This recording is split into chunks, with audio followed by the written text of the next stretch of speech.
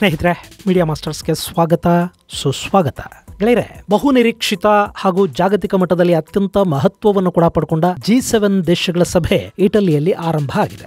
ಭಾರತಕ್ಕೆ ಕೂಡ ಯಥಾ ಪ್ರಕಾರ ಈ ಬಾರಿಯೂ ಆಹ್ವಾನ ಇದೆ ಮತ್ತು ಪ್ರಧಾನಿ ಮೋದಿ 3ನೇ ಬಾರಿಗೆ ಪ್ರಧಾನಿಯಾಗಿ ಆಯ್ಕೆಯಾದ ಬೆನ್ನಲ್ಲೇ ತಮ್ಮ ಮೊದಲ ವಿದೇಶಿ ಪ್ರವಾಸವನ್ನ ಇಟಲಿಗೆ ಕೈಗೊಂಡಿದ್ದಾರೆ. ಈ ಬಾರಿಯ G7 ಸಭೆಯಲ್ಲಿ ಅತ್ಯಂತ ಮಹತ್ವದ ವಿಷಯಗಳ ಚರ್ಚೆ ಕೂಡ ಆಗ್ತಾ ಇದೆ. ಹಾಗೆ ರಷ್ಯಾಗೆ ಈ ಬಾರಿ G7 ದೇಶಗಳು ಇನ್ನೂ ಒಂದು ಶಾಕ್ ಕೊಡೋ ಮೂಲಕ ಆ ಯುದ್ಧ ಸದ್ಯಕ್ಕೆ ನಿಲ್ಲೋದು ನಮಗೆ ಇಷ್ಟ ಇಲ್ಲ ಅನ್ನೋ ಸಂದೇಶವನ್ನು ಕೊಡ್ತಾ ಇದ್ದಾರೆ. ಹಾಗಾದ್ರೆ ಈ G7 ಅಂದ್ರೆ ಏನು? ಅದರಲ್ಲಿ ಭಾರತ ಯಾಕೆ ಭಾಗಿಯಾಗ್ತಾ ಇದೆ? ರಷ್ಯಾ ವಿಷಯದಲ್ಲಿ G7 ತಗೊಂಡ ನಿರ್ಧಾರ ಏನು? ಇನ್ನು ಮುಂದೆ ರಷ್ಯಾದ ಹಣದಲ್ಲೇ ಯುಕ್ರೇನ್ ರಷ್ಯಾ ವಿರುದ್ಧ ಯುದ್ಧವನ್ನ ಹೇಗೆ ನಡೆಸುತ್ತೆ ಅನ್ನೋದ್ರ ಬಗ್ಗೆ ಒಂದಷ್ಟು ಮಾಹಿತಿಯನ್ನ ನಾವಿಲ್ಲಿ ನೋಡೋಣ.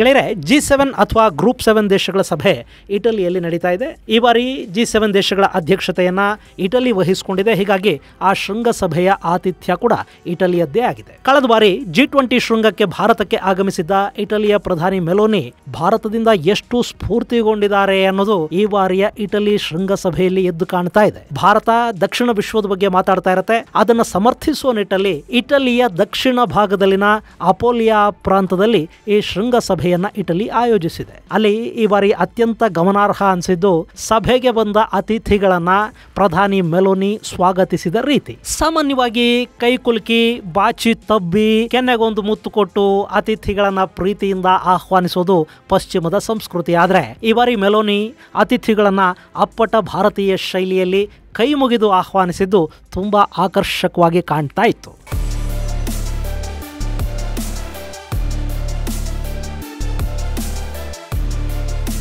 ಇನ್ನು ಈ ಸಮ್ಮೇಳನದಲ್ಲಿ ಭಾಗವಹಿಸೋದಕ್ಕೆ ಪ್ರಧಾನಿ ನರೇಂದ್ರ ಮೋದಿ ಶುಕ್ರವಾರ ಇಟಲಿಯನ್ನು ತಲುಪಿದ್ದಾರೆ. ಅವರಲ್ಲಿ ಆರ್ಟಿಫಿಷಿಯಲ್ ಇಂಟೆಲಿಜೆನ್ಸ್, ಜಾಗತಿಕ ಇಂಧನ ಸಮಸ್ಯೆ, ಪುನರ್ನವೀಕರಿಸಬಹುದಾದ ಇಂಧನ ಕ್ಷೇತ್ರ, ಜಾಗತಿಕ ತಾಪಮಾನ ಏರಿಕೆ, ದಕ್ಷಿಣ ವಿಶ್ವ ಹಾಗೂ ಆಫ್ರಿಕಾದ ದೇಶಗಳ ಬಗ್ಗೆ ಅಲ್ಲಿ ವಿಶ್ವ ನಾಯಕರ ಗಮನವನ್ನು ಸೆಳೀತಾರೆ. ಇನ್ನು G7 ದೇಶಗಳ ಮೊದಲ ದಿನದ ಶೃಂಗದಲ್ಲಿ 7 ದೇಶಗಳು ರಷ್ಯಾಗೆ ಒಂದು ಸಣ್ಣ ಶಾಕ್ ಅನ್ನು ಕೊಟ್ಟಿವೆ.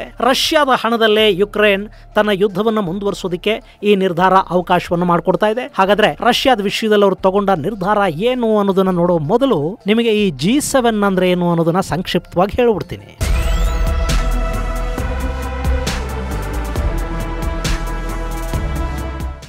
ಗ್ರೂಪ್ 7 ಅನ್ನೋದು ವಿಶ್ವದ ಅತ್ಯಂತ ಬಲಿಷ್ಠ ಮತ್ತು ಆರ್ಥಿಕವಾಗಿ ಸದೃಢವಾಗಿರುವ 7 ದೇಶಗಳ ಒಂದು ಕೂಟ. ಅದರಲ್ಲಿ America, UK, France, Germany, Canada, Italy, Japan ದೇಶಗಳ ಜೊತೆಗೆ ಯುರೋಪಿಯನ್ ಯೂನಿಯನ್ ಕೂಡ ಸದಸ್ಯತ್ವವನ್ನು ಹೊಂದಿದೆ. ಅಂದ್ರೆ 7 ದೇಶಗಳು ಹಾಗೂ ಒಂದು ಯುರೋಪಿಯನ್ ಯೂನಿಯನ್ ಈ ಕೂಟದಲ್ಲಿವೆ. ಈ ದೇಶಗಳು ಪ್ರತಿ ವರ್ಷ ಶೃಂಗಸಭೆಯನ್ನು ಮಾಡುತ್ತವೆ. ಈಗ ನಡೀತಾ ಇರೋದು 50ನೇ G7 ಸಮ್ಮೇಳನ. ಕಳೆದ ಸಮ್ಮೇಳನದ ಆತಿಥ್ಯವನ್ನ ಜಪಾನ್ ವಹಿಸಿಕೊಂಡಿತ್ತು. ಈ ಬಾರಿ 50ನೇ ಸಮ್ಮೇಳನ ಇಟಲಿಯಲ್ಲಿ ನಡೀತಾ ಇದೆ. 1973ರಲ್ಲಿ ಇಡೀ ಜಗತ್ತು ತೈಲ ಸಮಸ್ಯೆಗೆ ತುತ್ತಾಯಿತು. ಜಾಗತಿಕವಾಗಿ ಹಣದುಬ್ಬರ ಹೆಚ್ಚಾಗ್ತಾ ಹೋಯಿತು.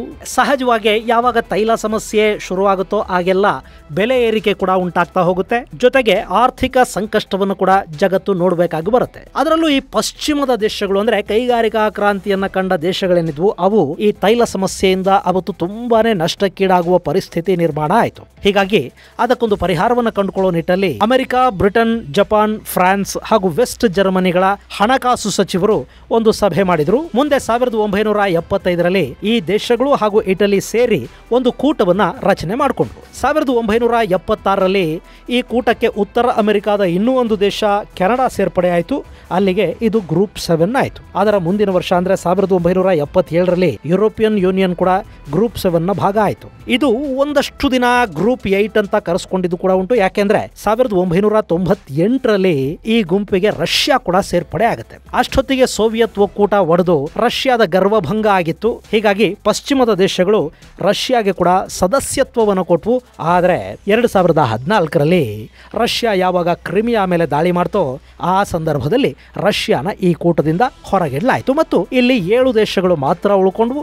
ಅದು ಈಗಲೂ ಕೂಡ ಗ್ರೂಪ್ 7 ಆಗಿ ಉಳ್ಕೊಂಡಿದೆ. ಇನ್ನು ಈ ಗ್ರೂಪ್ 7 ಅನ್ನೋದು ಯಾಕೆ ಜಾಗತಿಕ ಮಟ್ಟದಲ್ಲಿ ಮಹತ್ವವನ್ನು ಪಡ್ಕೊಳ್ಳುತ್ತೆ ಗೆಳೆಯರೆ? ಈ ಕೂಟ ಕೂಟವನ್ನು ಸ್ಥಾಪನೆ ಮಾಡಿದ್ದು ಅವತ್ತಿನ ಅಭಿವೃದ್ಧಿ ಹೊಂದಿದ ದೇಶಗಳು, ಬಲಿಷ್ಠ ಆರ್ಥಿಕತೆಯನ್ನು ಹೊಂದಿದ್ದ ಮತ್ತು ಕೈಗಾರಿಕಾ ಕ್ರಾಂತಿಯನ್ನ ಮಾಡಿಕೊಂಡಿದ್ದ ಪ್ರಜಾಪ್ರಭುತ್ವ ದೇಶಗಳು ಈ ಕೂಟವನ್ನು ರಚನೆ ಮಾಡಿಕೊಂಡ್ವು. ಈ 7 ದೇಶಗಳ ಪೈಕಿ ಇವತ್ತು ಯಾರು ಕಡಿಮೆ ಇದ್ದಾರೆ ಹೇಳಿ? ಈ 7 ದೇಶಗಳ ಒಟ್ಟು GDP ಅವತ್ತಿಗೆ ಇಡೀ ಜಗತ್ತಿನ ಒಟ್ಟು GDP ಅರ್ಧದಷ್ಟಿತ್ತು ಅಂದ್ರೆ ಈ 7 ದೇಶಗಳು ಅದು ಎಷ್ಟು ಸ್ಟ್ರಾಂಗ್ ಇದ್ವು ಅನ್ನೋದನ್ನ ಯೋಚನೆ ಮಾಡಿ ನೋಡಿ. ಇವತ್ತಿಗೂ ಕೂಡ ಈ ಕೂಟದ ದೇಶಗಳು ಬಲಿಷ್ಠ ಆರ್ಥಿಕತೆಯನ್ನು ಹೊಂದಿರುವ ದೇಶಗಳೇ, ಆದ್ರೆ ಅವರ GDP ಈ ಹಿಂದಿನಂತೆ ಜಗತ್ತಿನ GDPಯ ಅರ್ಧದಷ್ಟು ಎಲ್ಲ ಈಗಿಲ್ಲ, ಅದು 30%ಗೆ ಇಳಿಕೆ ಆಗಿದೆ. ಇನ್ನು ಈ G7 ನಲ್ಲಿ ಭಾರತ ಸದಸ್ಯತ್ವವನ್ನು ಹೊಂದಿಲ್ಲ, ಆದರೂ ಕಳೆದ 5 ವರ್ಷಗಳಿಂದ ಕೂಡ ಪ್ರಧಾನಿ ನರೇಂದ್ರ ಮೋದಿ G7 ಸಮ್ಮೇಳನಕ್ಕೆ ಸತತವಾಗಿ ಆಹ್ವಾನಿತರಾಗ್ತಾ ಇದ್ದಾರೆ. ಹಾಗೆ ಇದುವರೆಗೆ ಅಂದ್ರೆ 50 ಸಮ್ಮೇಳನಗಳ ಪೈಕಿ 11 ಸಮ್ಮೇಳನಗಳಲ್ಲಿ ಭಾರತ ಭಾಗವಹಿಸಿದೆ. ಇಲ್ಲಿ ಸದಸ್ಯತ್ವ ಇಲ್ಲದೇ ಇದ್ರೂ ಭಾರತಕ್ಕೆ ಆ ಸಮ್ಮೇಳನದಲ್ಲಿ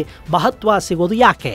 ಅದಕ್ಕೆ ಕಾರಣ ಬೇರೆನ್ನೇನೂ ಅಲ್ಲ, ಭಾರತದ ಆರ್ಥಿಕ ಪ್ರಗತಿ. ಈಗ G7 ದೇಶಗಳು ಜಗತ್ತಿನ ಒಟ್ಟು ಆರ್ಥಿಕತೆಯಲ್ಲಿ 30% ಕೊಡುಗೆಯನ್ನು ಕೊಟ್ಟರೆ ಭಾರತ ಒಂದೇ ಜಾಗತಿಕ GDPಗೆ 7.59% ನಷ್ಟು ಕೊಡುಗೆಯನ್ನು ಕೊಡ್ತಾ ಇದೆ. ಇನ್ನು ಚೈನಾದ ಕೊಡುಗೆ ಇಲ್ಲಿ 18% ನಷ್ಟಿದೆ, ಆದ್ರೆ ಇವರು ಚೈನಾನ ಹತ್ರ ಬಿಟ್ಕೊಳ್ಳೋದಿಲ್ಲ. ಹೀಗಾಗಿ ಭಾರತಕ್ಕೆ ಪ್ರಾಶಸ್ತ್ಯ ಸಿಗ್ತಾ ಇದೆ. ಪ್ರಧಾನಿ ಮೋದಿ ಈ ಸಭೆಗೆ ಪ್ರತಿ ಬಾರಿ ಆಹ್ವಾನಿತರಾಗ್ತಾ ಇದ್ದಾರೆ.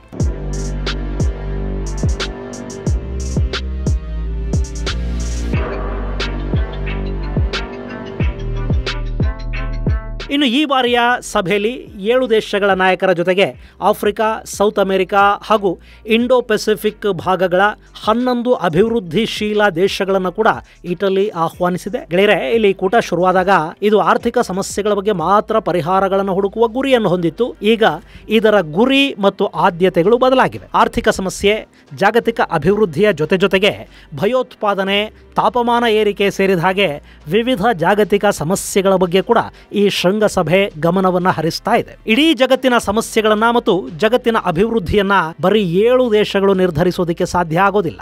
ಹಿಂದೆ ಜಾಗತಿಕ ಆರ್ಥಿಕತೆಗೆ ಇವ್ರ ಕೊಡುಗೆ ತುಂಬಾ ಹೆಚ್ಚಾಗಿತ್ತು. ಹೀಗಾಗಿ ಇವರೇ ಸಭೆಗಳನ್ನು ಮಾಡ್ಕೊಂಡು ಜಗತ್ ಹಿಂಗ ನಡೀಬೇಕು ಅನ್ನೋ ನಿರ್ಧಾರಗಳನ್ನ ತಗೊಂಡು ಅದನ್ನ ಬೇರೆ ದೇಶಗಳ ಮೇಲೆ ಹೇರೋ ಪ್ರಯತ್ನವನ್ನು ಮಾಡ್ತಾ ಇದ್ರು. ಆದ್ರೆ ಈಗ ಹಾಗಾಗೋದಿಲ್ಲ. ಸೊ ಇನ್ನಷ್ಟು ದೇಶಗಳನ್ನ ಒಳಗೊಳ್ಳುವ ಪ್ರಕ್ರಿಯೆ ಅಲ್ಲಿ ನಡೀತಾ ಇದೆ. ಹಾಗಂತ ಎಲ್ಲ ದೇಶಗಳಿಗೆ ಸದಸ್ಯತ್ವ ಕೊಡೋದಿಕ್ಕೂ ಈ ಪಶ್ಚಿಮದ ಮನಸ್ಸುಗಳು ಒಪ್ಪೋದಿಲ್ಲ. ಹಾಗೆ ಮಾಡಿದ್ರೆ ಅಲ್ಲಿ ಒಮ್ಮತಕ್ಕೆ ಬರೋದು ಕಷ್ಟವಾಗುತ್ತೆ. ಒಬ್ಬೊಬ್ಬರ ನಿಲುವು ನಿರ್ಧಾರಗಳು ಬೇರೆ ಬೇರೆ ಆದ್ರೆ ಎಲ್ಲ ಸದಸ್ಯ ದೇಶಗಳ ಮನವೊಲಿಸೋದೇ ಒಂದು ದೊಡ್ಡ ಸಮಸ್ಯೆ ಆಗುತ್ತೆ. ಬರೀ ಈ 7 ದೇಶಗಳೇ ಆದ್ರೆ ಅವು ಅಮೆರಿಕಾದ ಮಾತು ಕೇಳುತ್ತವೆ. ಹೀಗಾಗಿ ಒಮ್ಮೆ ಅಮೆರಿಕ ಏನಾದ್ರೂ ಹೇಳಿದ್ರೆ ಬೇರೆಯವರು ಆ ಬಗ್ಗೆ ತಕರಾರು ತೆಗೆಯೋದಕ್ಕೆ ಹೋಗೋದಿಲ್ಲ. ಆದ್ರೆ ದೇಶಗಳ ಸಂಖ್ಯೆ ಹೆಚ್ಚಾದ್ರೆ ಇದು ಸಾಧ್ಯ ಆಗೋದಿಲ್ಲ. ಹೀಗಾಗಿ ಅವರಲ್ಲಿ G7+ ಅಂತ ಯೋಚನೆ ಮಾಡ್ತಾ ಇದ್ದಾರೆ. ಈ 7 ದೇಶಗಳ ಜೊತೆಗೆ ಭಾರತ, ಬ್ರೆಜಿಲ್ ಹಾಗೂ ಇನ್ನಿತರ ಒಂದಷ್ಟು ದೇಶಗಳನ್ನ ಸೇರಿಸಿಕೊಂಡು ಅದನ್ನ G7+ ಅಂತ ಮಾಡೋ ಯೋಜನೆ ಇದೆ. ಆ ಮೂಲಕ ಜಾಗತಿಕ ಶಕ್ತಿಗಳಾಗಿ ಬೆಳೀತಾ ಇರೋ ದೇಶಗಳಿಗೆ ಪ್ರಾತಿನಿಧ್ಯವನ್ನ ಕಲ್ಪಿಸುವ ಮತ್ತು ಇವರು ತಗೊಳ್ಳುವ ನಿರ್ಧಾರಗಳಿಗೆ ಅವರನ್ನು ಸೇರಿಸಿಕೊಳ್ಳುವ ಪ್ರಯತ್ನ ಅದು.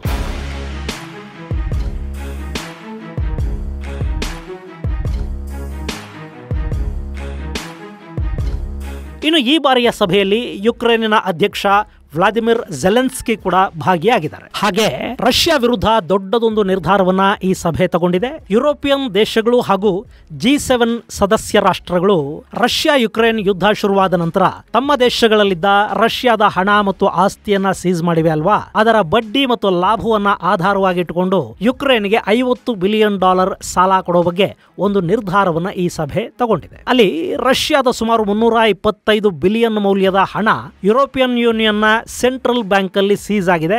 ರಷ್ಯಾ ಯುಕ್ರೇನ್ ಮೇಲೆ ಮಾಡ್ತಾ ಇರೋ ದಾಳಿಯ ಕಾರಣಕ್ಕೆ ರಷ್ಯಾ ಮೇಲೆ ನಿರ್ಬಂಧ ವಿಧಿಸಿರುವ ಯುರೋಪಿಯನ್ ದೇಶಗಳು ರಷ್ಯಾಗೆ ಕೊಡಬೇಕಿದ್ದ ತೈಲ ಬಾಕಿ ಹಾಗೆ ರಷ್ಯಾ ಅಲ್ಲಿನ ಬ್ಯಾಂಕ್ಗಳಲ್ಲಿ ಇರಿಸಿದ್ದ ಹಣ ಇದೆಲ್ಲ ಕೂಡ ಸೀಸ್ ಆಗಿದೆ. ಅಷ್ಟು ಹಣವನ್ನು ಯುಕ್ರೇನ್ಗೆ ಕೊಟ್ಟುಬಿಡಿ ಅನ್ನೋ ಕೂಗೊಂದು ಇತ್ತೀಚೆಗೆ ಶುರುವಾಗಿತ್ತು. ಆದರೆ ಯುರೋಪಿಯನ್ ಸೆಂಟ್ರಲ್ ಬ್ಯಾಂಕ್ ಈ ಬೇಡಿಕೆಯನ್ನು ಸಂಪೂರ್ಣವಾಗಿ ತಳ್ಳಿಹಾಕ್ತು ಮತ್ತು ಈಗ ಕೂಡ ರಷ್ಯಾದ ಹಣದ ಮೇಲಿನ ಲಾಭವನ್ನು ಯುಕ್ರೇನ್ಗೆ ಸಾಲದ ರೂಪದಲ್ಲಿ ಕೊಡಲಾಗ್ತಾ ಇದೆಯೇ ಹೊರತು ರಷ್ಯಾದ ಹಣವನ್ನು ಸಂಪೂರ್ಣವಾಗಿ ಕೊಡ್ತಾ ಇಲ್ಲ. G7 ಈ ನಿರ್ಣಯವನ್ನ ಯುಕ್ರೇನ್ನ ಅಧ್ಯಕ್ಷ ಝೆಲೆನ್ಸ್ಕಿ ಸ್ವಾಗತಿಸಿದ್ದಾರೆ. ಆ ಹಣ ರಷ್ಯಾದ ದಾಳಿಯಿಂದ ನಾಶವಾಗಿರುವ ಯುಕ್ರೇನ್ ಅನ್ನ ಕಟ್ಟೋದಕ್ಕೆ ಉಪಯೋಗಕ್ಕೆ ಬರುತ್ತೆ ಅನ್ನೋ ಮಾತುಗಳನ್ನು ಹೇಳಿದ್ದಾರೆ.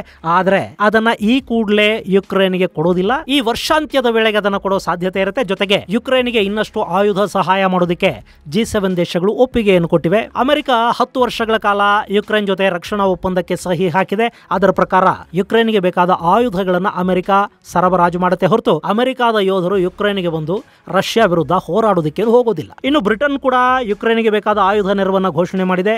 ಈ ಮೂಲಕ ರಷ್ಯಾ ಯುಕ್ರೇನ್ ಯುದ್ಧವನ್ನ ಸದ್ಯಕ್ಕೆ ನಾವು ಮುಗಿಯೋದಕ್ಕೆ ಬಿಡೋದಿಲ್ಲ ಅನ್ನೋ ಸಂದೇಶವನ್ನ ಈ G7 ದೇಶಗಳು ಕೊಡ್ತಾ ಇವೆ. ಇನ್ನು ಭಾರತದ ವಿಷಯಕ್ಕೆ ಬರೋದಾದ್ರೆ, ಭಾರತ ಇಲ್ಲಿ ಈ ಹಿಂದಿನಿಂದಲೂ ಮಾತುಕತೆಯ ಮೂಲಕ ಸಮಸ್ಯೆಯನ್ನ ಬಗೆಹರಿಸಿಕೊಳ್ಳಿ ಅಂತ ರಷ್ಯಾ ಹಾಗೂ ಯುಕ್ರೇನ್ ಎರಡೂ ದೇಶಗಳಿಗೆ ಹೇಳ್ತಾ ಬರ್ತಾ ಇದೆ. ಈಗಲೂ ನಮ್ಮ ನಿಲುವು ಅದೇ ಆಗಿರುತ್ತೆ ಅಂತ ಭಾರತದ ವಿದೇಶಾಂಗ ಇಲಾಖೆ ತಿಳಿಸಿದೆ. ಹಾಗೆ ಈ ಶೃಂಗದ ಸಂದರ್ಭದಲ್ಲಿ ಪ್ರಧಾನಿ ಮೋದಿ, ಫ್ರಾನ್ಸ್ ಅಧ್ಯಕ್ಷ ಎಮಾನ್ಯುಯಲ್ ಮ್ಯಾಕ್ರಾನ್, ಬ್ರಿಟನ್ನ ಪ್ರಧಾನಿ ಋಷಿ ಸುನಾಕ್ ಹಾಗೂ ಯುಕ್ರೇನ್ನ ಅಧ್ಯಕ್ಷ ಝೆಲೆನ್ಸ್ಕಿ ಜೊತೆ ಕೂಡ ದ್ವಿಪಕ್ಷೀಯ ಮಾತುಕತೆಗಳನ್ನು ನಡೆಸಿದ್ದಾರೆ. ಹಾಗೆ ಅಮೆರಿಕ ಅಧ್ಯಕ್ಷ ಜೋ ಬಿಡನ್, ಇಟಲಿಯ ಪ್ರಧಾನಿ ಮೆಲೋನಿ ಮತ್ತು ಪೋಪ್ ಸೇರಿದ ಹಾಗೆ ಆ ಸಮ್ಮೇಳನದಲ್ಲಿ ಭಾಗವಹಿಸ್ತಾ ಇರೋ ಇನ್ನಿತರ ಜಾಗತಿಕ ನಾಯಕರ ಜೊತೆ ಕೂಡ ಪ್ರಧಾನಿ ಮೋದಿಯವರ ದ್ವಿಪಕ್ಷೀಯ ಮಾತುಕತೆಗಳು ನಿಗದಿಯಾಗಿವೆ. ಇದು ಗೆಳೆಯರೆ G7 ಹಾಗೂ ಅದರಲ್ಲಿ ಭಾರತ ಈ ಬಾರಿಯೂ ಭಾಗಿಯಾಗಿರೋದರ ಕುರಿತಾದ ಒಂದಷ್ಟು ಮಾಹಿತಿ. ಮುಂದಿನ ಸಂಚಿಕೆಯಲ್ಲಿ ಮತ್ತಷ್ಟು ವಿಶೇಷಗಳ ಜೊತೆ ಮತ್ತೆ ಭೇಟಿಯಾಗೋಣ. ಅಲ್ಲಿವರೆಗೆ ಜೈ ಹಿಂದ್, ಜೈ ಕರ್ನಾಟಕ.